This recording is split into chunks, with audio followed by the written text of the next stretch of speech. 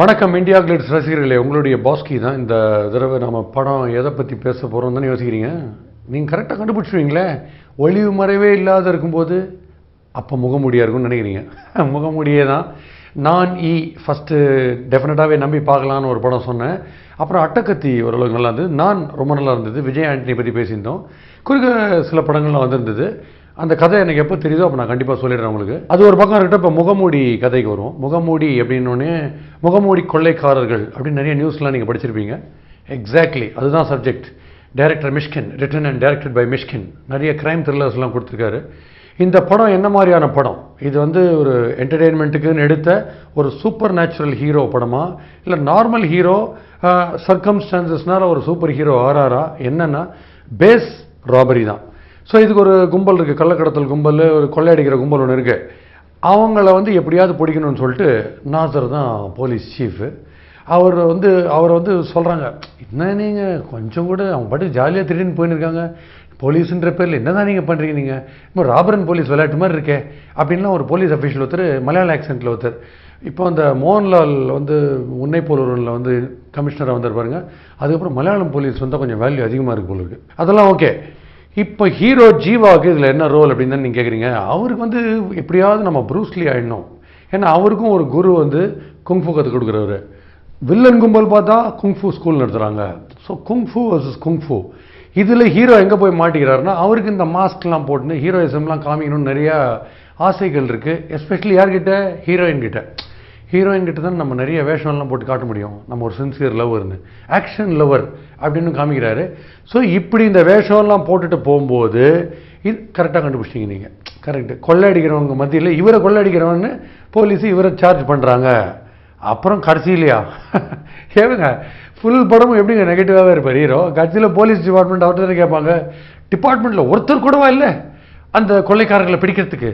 ஒரு முகமுடி அவங்க வீட்டில், அதாவது ஹீரோடைய வீட்டில் தாத்தா, சித்தப்பா, ஒன்று விட்ட அண்ணா, அத்தையோட ஹஸ்பண்ட், அத்திம்பேர் எல்லாம் சேர்ந்து முகமூடி பண்ணுறது. அப்புறம் இந்த சைனா ஜப்பான் சம்மந்தமான விஷயங்கள்லாம் துணி எல்லாம் பண்ணுறாங்க. இந்த காஸ்டியூம் டிசைனிங் எல்லாம் பண்ணுறாங்க. முகமூடியெல்லாம் தைச்சி கொடுத்து அவருக்கு போட்டுவிட்டு, நீ முகமூடியாகவே இரு, எங்களுக்கு மட்டும் தெரியும் நீ முகமூடின்னு, உனக்கும் தெரியும் அப்படின்னு சொல்லி அனுப்பிச்சிடுறாங்க.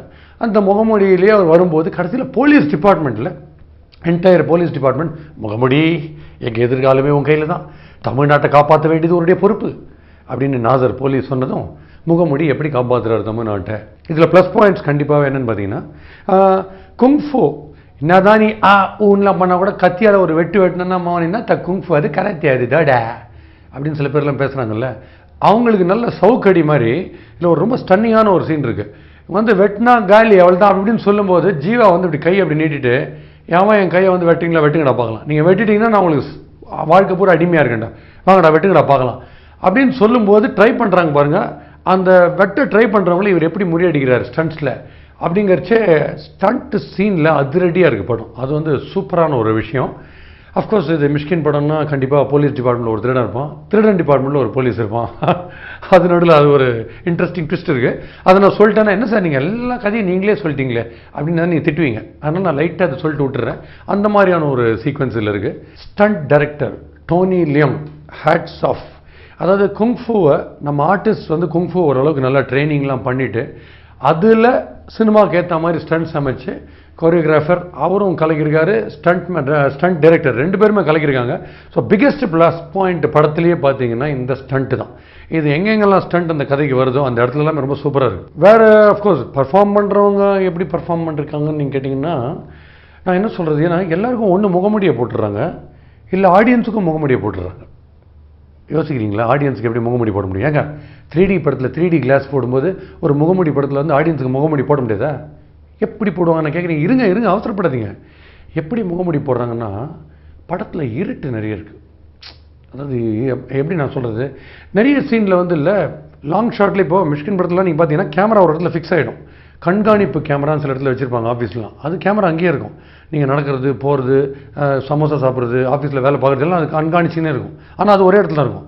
ஸோ பல சீன்ஸ் பார்த்தீங்கன்னா கேமரா ஒரு இடத்துல ஃபிக்ஸ்டு, ஃபுல் லாங் ஷாட். ஒரு பைக் இப்போது ஒரு 1.5 கிலோமீட்டர் டிஸ்டன்ஸில் வருதுன்னு வச்சுங்க, டிப் டிப் டிப் டிப் டிப் டிப்னு அந்த மெதுவாக சவுண்டு டிப் டிப் டிப் டிப் டிப் டிப் டிப் டிப் டிப் டிப் டிப் டிப் டிப் டிப் டிப் சைட் ஸ்டாண்ட் கீ போட்டு இறங்கி ஒருத்தர் போகிற வரைக்கும் அந்த சீன்.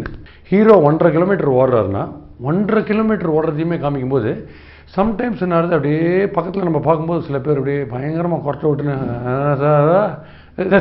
சார் ஹீரோ ஓடி முடிச்சிட்டார் சார், அடுத்த சீன் வந்தாச்சு பாருங்கள், அவன் வந்து சார் அப்போ ஓடினார் காலத்தால் ஓடினது முடிச்சிட்டார் சார், எழுந்துட்டார்ல அவர் இப்போ ரெடி ஆகிட்டார் பாருங்க, அடுத்த சீன் வந்தாச்சு அப்படின்னு நம்ம எழுப்பி இல்லை. ஏன்னா பாவம் அவர் துட்டு கொடுத்து நைஷன் போயிருக்கார் ஃப்ரெண்ட் ஒருத்தர், அவர் அப்பப்போ எழுப்ப வேண்டியது அடுத்த சீன் வந்தாச்சு சார் அப்படின்னு சொல்லிட்டு. ஸோ இந்த மாதிரி ஒரு விஷயம் இருக்கிறதுனால அண்ட் ப்ளஸ் இருட்டு வேறு. நான் ஏன் முகமூடின்னு சொன்னேன்னா படம் பூரா இருட்டுங்க. 162 மினிட்ஸ் 140 மினிட்ஸ் இருட்டு. யார் அடிக்கிறாங்கன்னே தெரில சார். ஜீவா நல்ல சூப்பராக பெர்ஃபார்ம் பண்ணுவார், நமக்கு தெரியும். பல படங்களில் நடிச்சிருக்காரு, கேரக்டர் ரோல்ஸ் நடிச்சிருக்காரு, ஆக்ஷன் ரோலில் பண்ணுவார், காமெடி நல்லா பண்ணுவார். பட் இதில் ஹீரோயிசம்க்கு பெரிய ஸ்கோப் இல்லை. ஏன்னா ஒரு ஹீரோக்கே மெயின் என்ன, எக்ஸ்பிரஷன்ஸை காமிக்கணும். முகமூடியை போட்டு மூடிட்டு கூலிங் கிளாஸையும் போட்டா அதெல்லாம் அவுத்துட்டு நாங்கள் எப்படி எக்ஸ்பிரஷன் பார்க்குறது, கஷ்டமாச்சே. ஏன்னா இப்போ சப்போஸ் டியூவல் கேரக்டர், ஒருத்தர் வந்து சாதாரணமாக வராரு, இன்னொருத்தர் முகமூடியாக வராருன்னா இவர்கிட்டயாவது ஸ்கோப் இருக்குது ஆக்டிங்க்கு, முகமூடியை போட்டு முகத்தை கவர் பண்ணாமல். ஸோ டோட்டலாக கவர் பண்ணி படம் கம்ப்ளீட்டாக இருட்டாக இருந்தால் கொஞ்சம் நம்ம கஷ்டம். ஏன்னா நீங்கள் இந்த அளவுக்கு இருட்டுன்னா நீங்கள் சொல்லியிருந்தீங்கன்னா மயிலாப்பூர்லாம் அந்த ஜான்வாஸ் கார்லாம் போது பாருங்கள், அப்போல்லாம் கேஸ் லைட் தூக்கி நிறைய பேர் போவாங்க, என் ஃப்ரெண்ட்ஸ் தான் சொல்லியிருந்தா, நம்ம ரெண்ட்டுக்கு சொல்லியிருந்தா எல்லாம் வந்திருப்பாங்க, அந்த லைட் தூக்கி நின்றுருப்பாங்க. கொஞ்சம் ஃபோக்கஸாக அந்த இருட்டெல்லாம் போயிட்டு நமக்கு தெரிஞ்சிருக்கும் யார் சீனில் நடிக்கிறாங்கன்ட்டு. ஹீரோயின் யார் ரொமான்ஸுக்குன்னு பார்த்தீங்கன்னா பூஜா ஹெக்டே அப்படின்னு நடிக்கிறாங்க, நல்ல நடிக்கிறாங்க, வர்றாங்க. அவங்க வந்து அந்த ஸ்க்ரீன் உள்ளேருந்து படத்தை பார்க்குறாங்க, நம்ம தியேட்டர்லேருந்து படத்தை பார்க்குறோம். இதுதான் ஒரே வித்தியாசம். அவங்க என்ன ரோல்னு அவங்களுக்கு யாராவது சொல்லணும், அவர் டேரக்டர் சொல்ல நினைக்கிறேன் என்ன ரோலுன்ட்டு. அவங்க பாட்டுக்கு அப்பப்போ வந்துட்டு அப்படி சிரிக்கிறாங்க, அப்புறம் அப்படி லுக் விட்றாங்க. நம்ம ஊர்லலாம் ஃபிகருங்க ரொமான்ஸ்னால இஸ் ஸோ க்யூட்யா, இஸ் ஸோ ஸ்வீட் அப்படின்னு காட் லவ்லி ஐஸ், நோஸ், முஷ், ஸ்டபிள் அப்படின்லாம் சொல்கிறாங்க. பட் கம்ப்ளீட்டாக முகத்தை மறைச்சின்னு ஒரு முகமுடியோடு வர ஒருத்தரை வந்து ஒரு ஃபிகர் விடாமல் பார்க்குதுன்னா ஹேட்ஸ் ஆஃப் அந்த ரொமான்ஸுக்கு. முகமுடியிலேயே லவ் இருக்குன்னா இப்போ நிறைய பேர் பசங்கள்லாம் என்ன பண்ணுவாங்க, முகமுடியை போட்டு போடுவாங்க, இல்லை ஒரு மாஸ்க்கு ஒரு ஹெல்மெட்லாம் போட்டு போய் மாமா இந்த ஃபிகர் கண்டிப்பாக மாட்டிக்கணும் பாரு, என் ஹெல்மெட் ரொம்ப சூப்பராக இருக்குது பார்க்குறதுக்கு, கண்டிப்பாக இந்த டாவடிக்கும் அப்படின்னு சொல்லிட்டு நிறைய பேர் முகத்தை மூடி ஆரம்பிச்சிடுவாங்க. அது ஒரு ப்ளஸ் பாயிண்ட் இருக்குது, அது நீங்கள் எப்படி வேணால் எடுத்துக்கலாம். ஸோ இது ஒரு பக்கம். ஹீரோயினுக்கு ஒன்றும் ஸ்கோப்பே கிடையாது. இல்லை பாட்டு எடுத்தவுடனே அந்த குவார்டர் கட்டிங் அதெல்லாம் அடிச்சுட்டு ஐயோ பயந்துட்டேன்னா கண்ணதாசன் கார குடி அந்த பாட்டு பயந்துனே அந்த நல்ல வேலை. அந்த பாட்டில் வேறு பாட்டு இன்னொரு பயம் எனக்கு, அங்கேயா மஞ்சள் புடவை கட்டி யாரும் வந்துட போகிறாங்களா நடுவில் ஆடுறதுக்குன்னு, அந்த மாதிரி யாரும் ஐட்டம் கேர்ள் யாருமே வரல, நல்ல வேலை. அப்புறம் இப்படி பார்த்தீங்களா அந்த ஸ்டெப்லாம் இருக்குது, அதெல்லாம் கம்பல்சரி. அஃப்கோர்ஸ் காலை காமிக்கிற சீனில் அந்த மிஸ்டு கால், அந்த ரிசீவ்டு கால் வெயிட்டிங் ஃபெசிலிட்டி இதுலேயும் இருக்குது. பல காட்சிகளில் பார்த்தீங்கன்னா காலே தான் கம்ப்ளீட்டாக கேமராவில். அதில் சஸ்பென்ஸ் என்னென்னா அது யாரோட கால்னு உங்களுக்கு தெரியாது, அது ஹீரோயினுடைய காலா, வில்லன் காலா, இல்லை ஏதோ ஒரு குதிரை அந்த பக்கம் போகுது அதோடைய காலை உங்களால் கண்டே பிடிக்க முடியாது. ஒரு கால் நீங்கள் கண்டுபிடிச்சிருவீங்களோன்ட்டு தான் ஒரு 8 காலே போகுது நடுவில் ஒரு சீன்.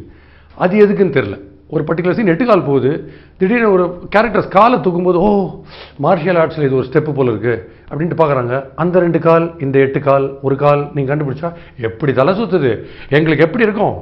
ஒருவேளை ராவணன் இந்த படத்தை பார்த்துருந்தா 10 தலை சுற்றிருக்கும்ல. அந்த ஆங்கிலெல்லாம் கொஞ்சம் யோசிக்கணும். ஓகே, இது ஒரு பக்கம். படத்தில் காமெடி அதெல்லாம் எதுவுமே கிடையாது. காமெடி என்னென்னு நீங்கள் வந்து பக்கத்தில் கேட்டு தெரிஞ்சுக்கணும், யார் அடிக்கிறாங்க சார், இந்த சீன் யார் சார் இருக்காங்க அப்படின்னு கேட்கும்போது சுமாரியா நான் தானே யோசிச்சுருக்கேன், ஏரியா நான் பக்கத்தில் இவர்கிட்ட கேட்டு சொல்கிறேன் அப்படின்னு அவர் இன்னொருத்த கேட்டு சொல்கிறார். ஸோ இப்படி வந்து நமக்கு வந்து புரியாத விஷயங்கள் நிறைய இருக்குது. அஃப்கோர்ஸ் இதை வந்து ஒரு என்டர்டெய்னராக பசங்களுக்கு பிடிக்கிற மாதிரி எடுத்துருக்கலாம். இப்போ வேலாயுதம் இருக்குது, அதில் வந்து தனக்கே தெரியாமல் சில இன்சிடென்ட்ஸு, சில ஆக்ஷன் சீக்வன்சஸ் எல்லாம் போய் மாட்டிக்கிறார் ஒரு கேரக்டரு, வேலாயுதம்ன்ற கேரக்டர் அவருக்கே தெரியாமல் ஒரு ஹீரோ ஆயினே வரார். ஸோ அதில் அந்த ஸ்டோரி லைனில் கிளியராக நமக்கு தெரிஞ்சுது எப்படி அந்த கேரக்டருடைய இமேஜ் அதில் பில்ட் ஆகுது அப்படின்னு சொல்லிட்டு. இல்லை ஒரு கந்தசாமி எடுத்துட்டிங்கன்னா அந்த கேரக்டர் எங்கேருந்து ஃபிக்டிஷியஸாக சஸ்பென்ஸாக இருக்குது அந்த கேரக்டர், பட் அந்த கேரக்டர் ஏதோ ஒரு ஆக்ஷனில் இன்வால்வ் ஆகுதுன்றது புரிஞ்சுது. பட் இதில் வந்து முகமுடியை போட்டுன்னு அவர் என்ன பண்ண போகிறார், அடுத்தது எப்படி காப்பாற்ற போகிறார். இதில் வந்து டுவர்ட்ஸ் கிளைமேக்ஸ் நீங்கள் பார்த்தீங்கன்னா என்டையர் போலீஸ் ஃபோர்ஸ் பின்னாடி கோஸ்ட் கார்டு சீக்கு போயிடுறாங்க. கட்சியில் என்னென்ன சொல்கிறாங்க, ஹோஸ்டேஜாக வச்சுருக்காங்க குழந்தைங்க நிறைய, ஒரு 20-25 பேர் நான் வந்து ஹோஸ்டேஜாக வச்சுருக்கேன், மரியாதையாக எனக்கு தேவையான அந்த கோல்டு பார்ஸ் எதெல்லாம் நீங்கள் எங்கள்கிட்ட பிடிங்கினீங்கன்னா அதெல்லாம் கொண்டு வந்து கொடுத்துருங்க, இல்லாட்டா தீத்துருவேன், 5 நிமிஷத்துக்கு ஒவ்வொருத்தரையாக நான் தண்ணியில் தள்ளினே வருவேன் அப்படின்னு வில்லன் மிரட்டுறாரு. யார், நரேன் தான் இது வரைக்கும் ஹீரோவாக வந்தார், அவர் இதில் வில்லன். நம்புங்க, அவர் வில்லன். அவர் வந்து சொல்கிறாரு நான் வந்து தீர்த்து கட்டிடுவேன் அப்படின்னு. ஸோ இப்போ கிளைமேக்ஸ் ஃபைட்டு தமிழ்நாடு போலீஸில் வந்து எல்லா போலீஸும் இருக்கும்போது Nassar police commissioner, assistant commissioner, அவர் சொல்கிறாரு நம்ம அத்தனை பேரையும் காப்பாற்றக்கூடிய அந்த எபிலிட்டி எனக்கு தெரிஞ்சு முகமுடிட்டு தான் இருக்குது. முகமுடி, ப்ளீஸ் சேவ் தமிழ்நாடு, கெஞ்சி கேட்குறேன். தயவுசெய்து எல்லாம் வாட்ட சட்டமாக இப்படி நிற்கிறாங்க, பின்னால் ஒரு 30 போலீஸ். அதெல்லாம் கொஞ்சம் யோசிக்கணுங்க. ஏன்னா ஒரு போலீஸ் ஃபோர்ஸே போய் ஒருத்தர் காலில் விழுந்து நீங்கள் தான் காப்பாற்றணும். அப்போ இவங்களாம் எதுக்கு வேலையில் இருக்காங்க? அப்புறம் இந்த ஃபைனலாக ஹீரோ வர்சஸ் வில்லன் ஃபைட் வருது, நரேன் வர்சஸ் ஜீவா. ஸோ அந்த ஃபைட்டில் வந்து என்னென்னா, அவர் வந்து வில்லன் வந்து பயங்கர, வில்லனுக்கு வந்து ஒரு ஸ்கோப் ஆக்டிங் இருக்கணும்னே சொல்லிட்டு என்ன துரியோதனா அப்படின்லாம் சிரிப்பாங்களே மித்தாலஜியில், அந்த மாதிரிலாம் அவர் சிரிக்கிறாரு.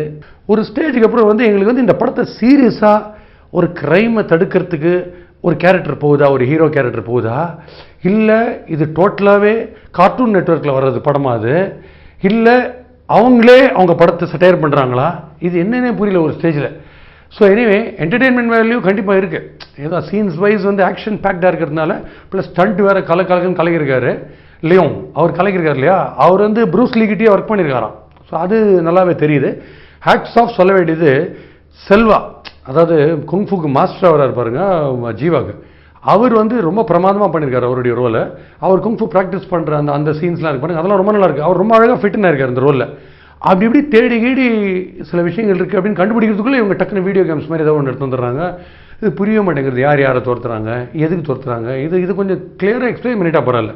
இன்னொரு விஷயம், குங்ஃபுன்றது செல்ஃப் டிசிப்ளினை கற்றுக் கொடுக்குற ஒரு விஷயம், மார்ஷியல் ஆர்ட்ஸில் முக்கியமான ஒரு பங்கு அப்படின்லாம் இருக்கும்போது ஹீரோ பாட்டுக்கு இஷ்டத்துக்கு குவார்டர் கிட்டர்னு தண்ணி அடிச்சுன்னு இருக்காரு. எனக்கு தெரிஞ்சு அந்த மாதிரிலாம் இவ்வளோ ஃபிட்னஸ் கான்ஷியஸாக இருக்கிறவங்களாம் ஜாலியாக தண்ணிலாம் அடிச்சுன்னு இருக்க மாட்டாங்க. அது ஒரு பக்கம்.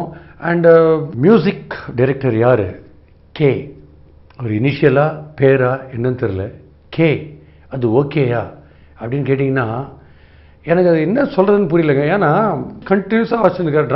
ட்ராமா ஆரம்பிக்கிறதுக்கு முன்னாடி ஸ்க்ரீன் மேலே போதுமே ஜங் ஜங் ஜங் டன் டன் டன் டக் டிங் டிங் டிங் டிங் அப்படிலாம் ப்ராக்டிஸ் பண்ணிட்டு இருப்பாங்க எல்லாருமே. அந்த டியூனிங்லாம் கரெக்டாக இருக்கான்னு சொல்லிட்டு மைக் இதுக்கு வேதுப்பா, பேஸ் கொஞ்சம் இம்ப்ரூவ் பண்ணு, ஷார்ப் கொஞ்சம் கட் பண்ணுப்பா அப்படின்னு சொல்லி அந்த மாதிரி ப்ராக்டிஸ் பண்ணும்போது ரீ ரெக்கார்டிங் எடுத்துட்டாங்களா அது என்னன்னு தெரில. குறுக்க வந்து அன்னக்கிளியே ஒன்றை தேடுது பாட்டுடைய அந்த டியூன் வேறு குறுக்க ஃபஸ்ட்டு பாட்டில் வாசிச்சே வேறு காமிச்சிடுறாரு. இந்த பாட்டு சம்மந்தமான தான் இதுன்னு மாதிரி பல பாடல்களுடைய சாயல்லாம் வருது.